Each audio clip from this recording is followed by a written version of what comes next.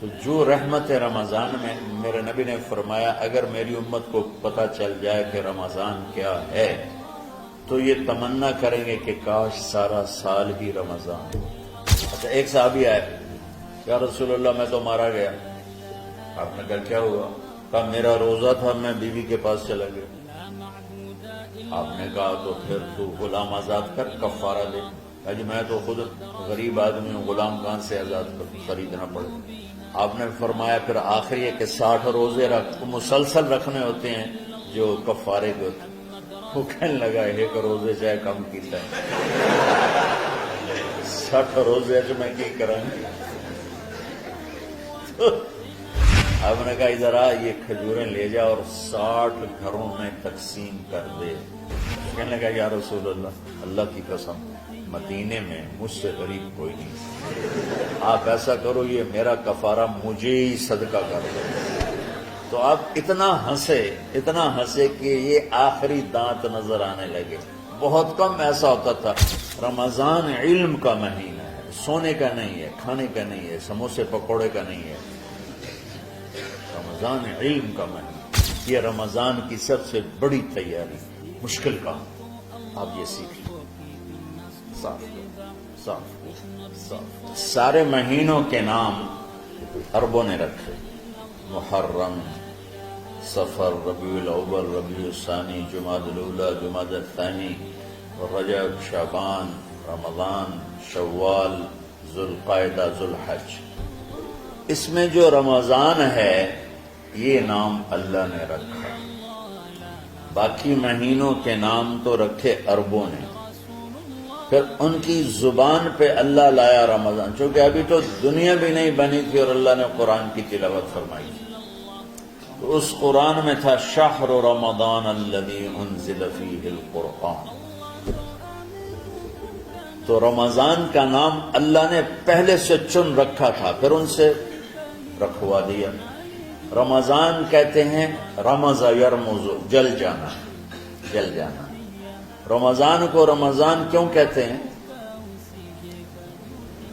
اس میں گناہ جل جاتے ہیں۔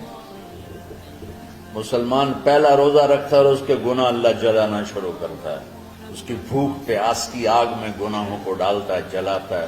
آخر 29 رمضان یا 30 رمضان آخری رات اللہ تعالیٰ اس کی پچھلے سال کے سارے گناہ معاف فرما دیتا ہے۔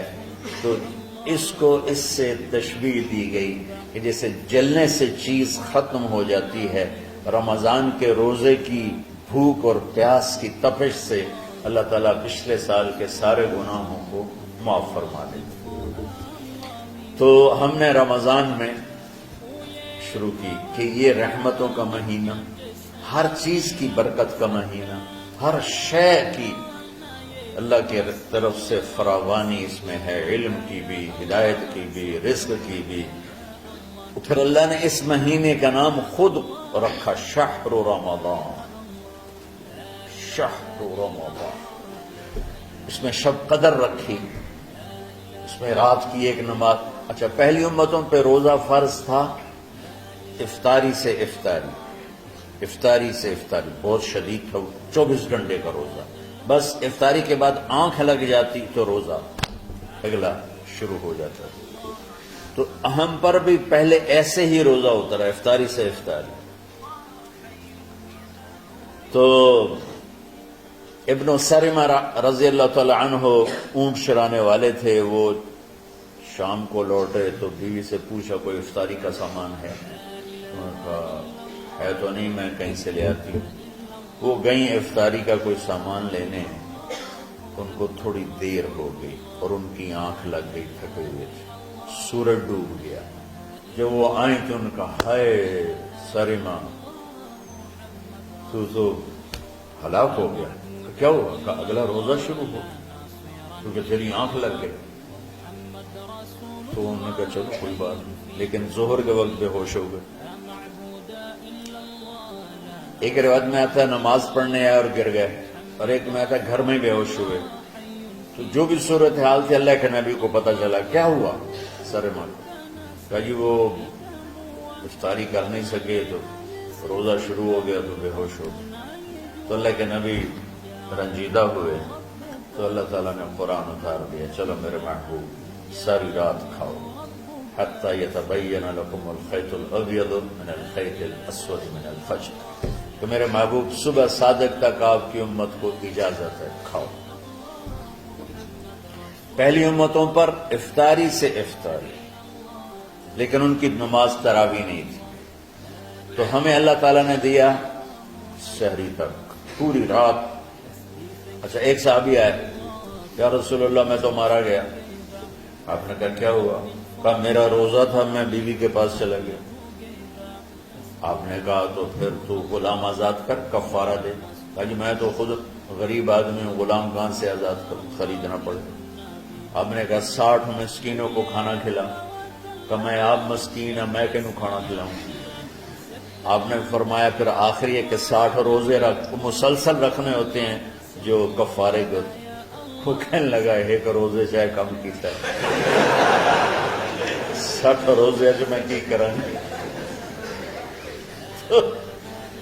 آپ نے فرمایا اچھا ٹھیک ہے بیٹھ جاؤ، بیٹھ گئے۔ تھوڑی دیر ہوئی تو ایک انصاری صحابی کھجوروں کا ٹوکرا لے کر آیا کہ یا رسول اللہ یہ صدقے کی کھجوریں تقسیم فرما دیں۔ تو آپ نے فرمایا بھائی وہ کدھر ہو؟ کہا جی بیٹھا ہوں۔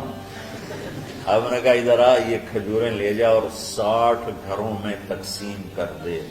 سبحان اللہ، اللہ نے اس امت کو لاڈ لڈائے ہیں، یہ اللہ کی لاڈلی امت۔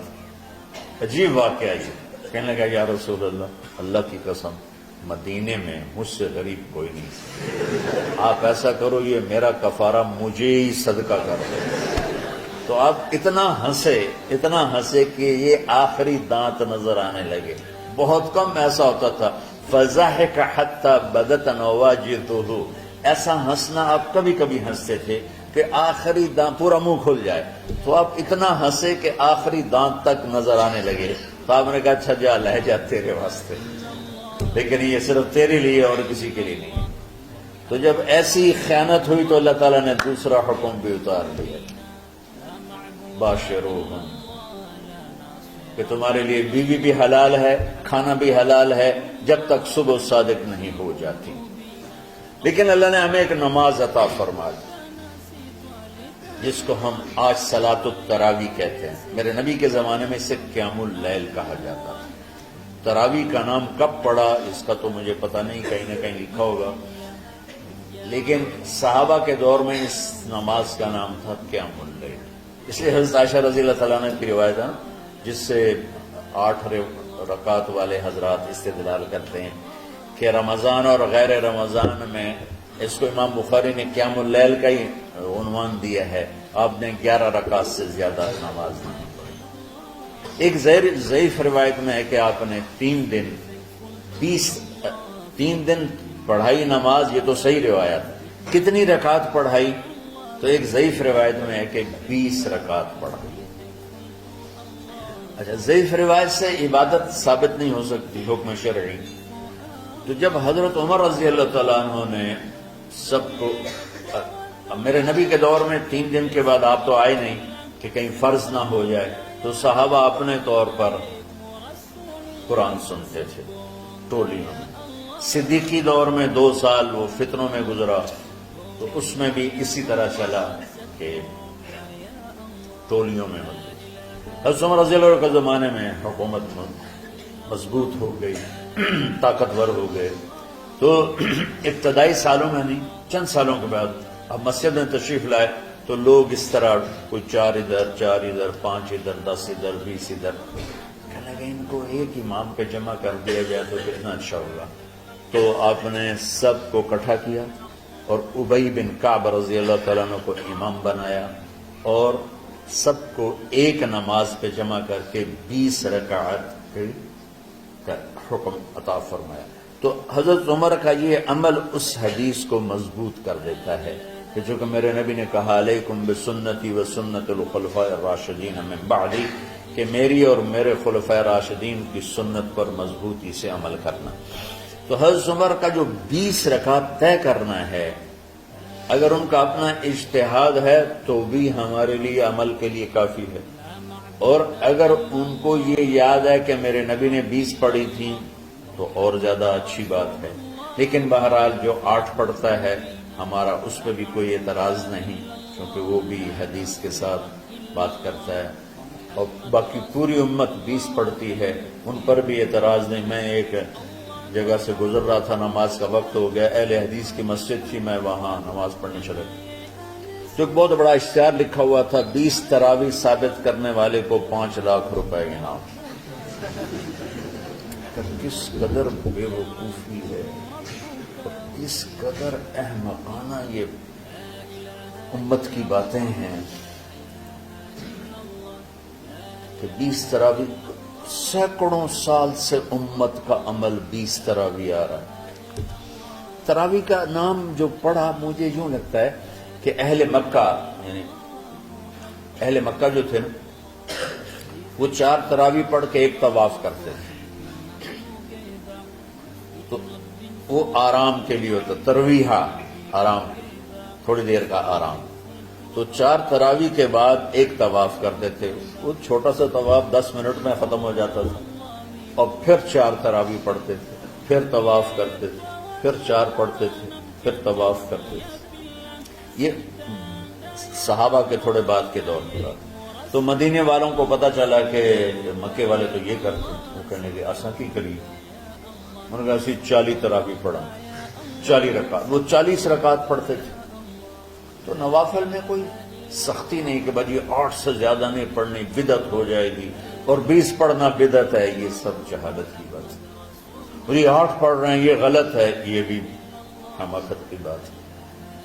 جو صحیح حدیث سے دلیل پکڑ کے کوئی عمل کرتا ہو تو بھائیو اس سے بحث نہ کیا کرو، مناظرہ نہ کیا کرو، یہ بہت نادانی والی بات۔ آج کل جو یہ ہمارے افطاری کے اوقات ہیں، یہ سورج ڈوبنے کے بھی 2-2.5 منٹ بعد کے ہیں کہ احتیاطاً، ٹھیک ہے چلو احتیاط کر لو، کوئی مسئلہ نہیں، لیکن اصل ہے ادھر چونکہ اب سورج ہمیں نظر ہی نہیں آتا ہے، اس طرح ہم گھرے ہوئے ہیں شہروں میں، دیہاتوں میں بھی اب اس طرح کا ماحول ہے کہ وہ نظر نہیں آتا ہے، تو بہتر کہ ادھر سورج غائب ہو، ادھر لک معموم میں جائے، لیکن یہ تب ہے جب آپ نظر آ رہا ہو۔ اب جب آپ یہاں بیٹھے ہو حسنین میں، تو یہاں تو کوئی سورج نظر نہیں آئے گا، یہاں تو مینار ہی نظر آئے گا، تو لہذا احتیاط ٹھیک۔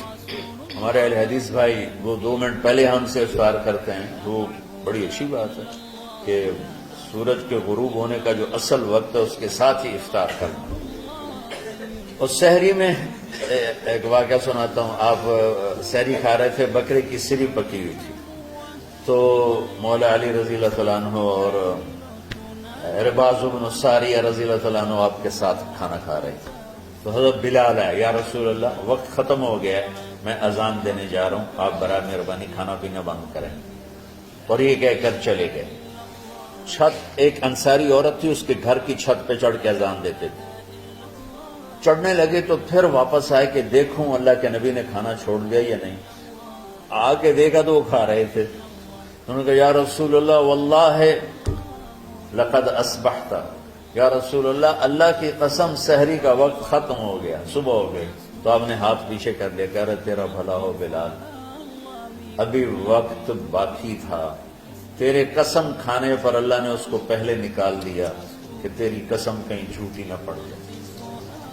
تو حضرت علی نے فرمایا کہ اگر بلال قسم نہ کھاتے تو جب تک میرے نبی کھاتے رہتے صبح صادق نہیں ہونی تھی، تو بالکل آخری وقت میں آپ کھاتے تھے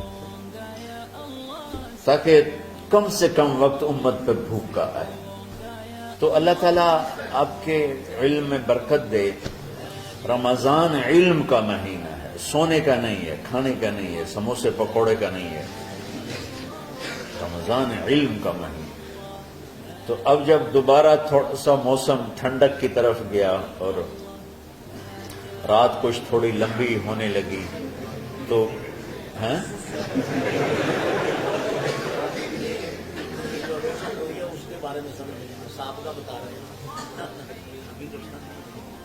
نہیں، مئی میں روزے آ رہے ہیں نا، گرمی تو ہے لیکن وہ جون والے روزے تو نہیں ہیں نا، جون کے روزے آپ لوگ جوانوں، میں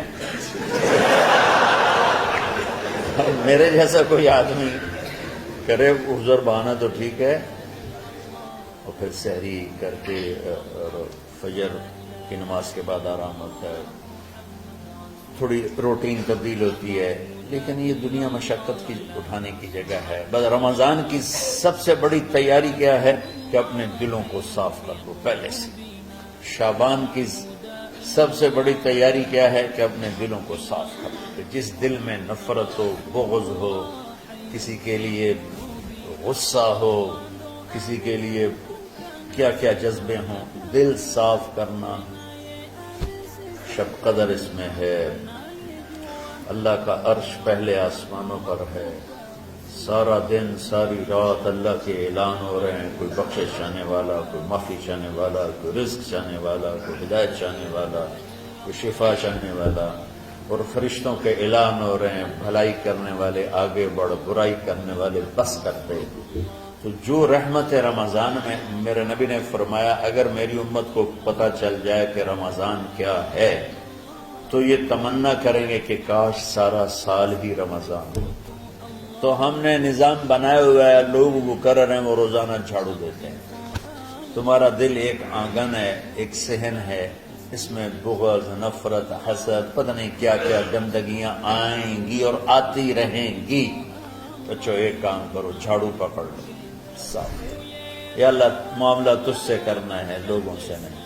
کسی نے برا کہا، کسی نے غیبت کی، کسی نے گالی دی، کسی نے دھکا دیا، کسی نے حق مارا، کسی نے کچھ کیا، یا اللہ تیرے سپرد میں نے اپنے دل کو سب سے صاف کیا، میں نے اپنے دل کو سب سے صاف کیا۔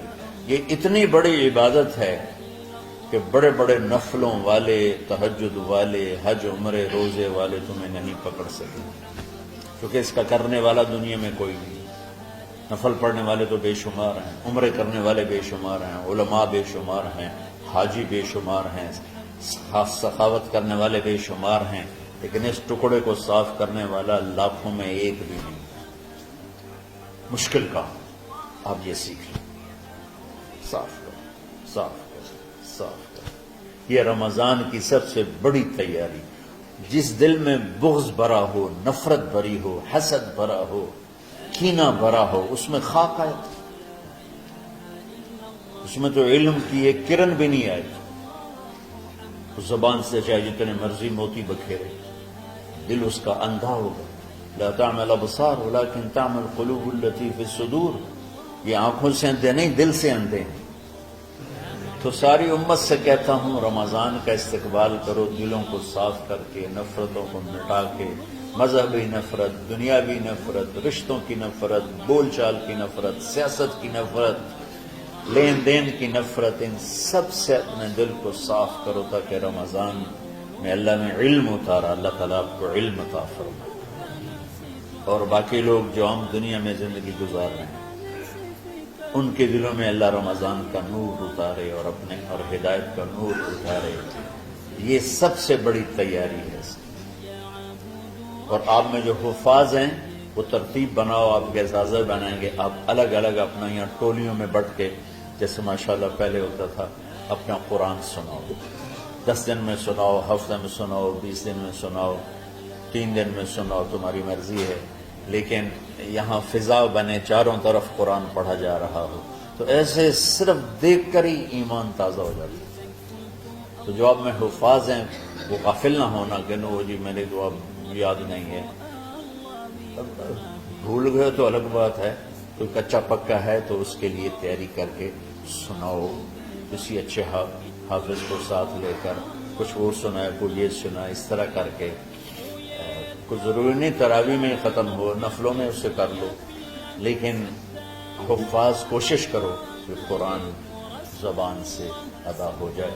رمضان میں جو قرآن سناتا رہتا ہے اسے ساری زندگی قرآن یاد رہتا ہے، اور کسی سے گلہ ہے، غصہ ہے، ناراضگی ہے، کسی سے بولتے نہیں ہو، ابھی سے شعبان آ چکا ہے، آپ شعبان سے رمضان کی تیاری شروع فرما دیتے تھے، تو اس کی تیاری کیا ہے؟ وہ دلوں کو صاف کرو، معاف کرو، معافی مانگو، تمہارا قصور نہیں پھر بھی معافی مانگ لو، دلوں کو صاف کرو، اور اللہ سے سخاوت مانگو کہ اللہ کو سخی بھی پسند ہے اور صاف دل والا بھی پسند